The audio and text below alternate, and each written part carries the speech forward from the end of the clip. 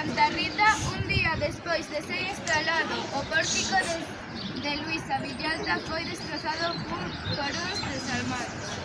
Neste acto non só hai unha mostra de violencia gratuita contra as inactivas culturais que xorden dos centros educativos da nosa localidade.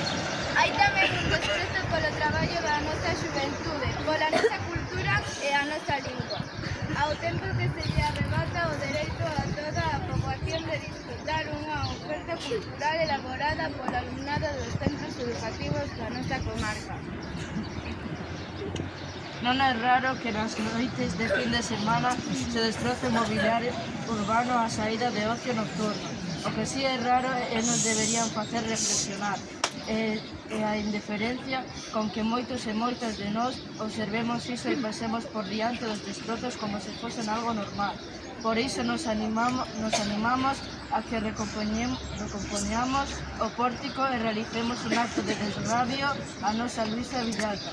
E que toda a poboación demostre unha vez por todas que non queremos uns bárbaros condicionen a nosa vida.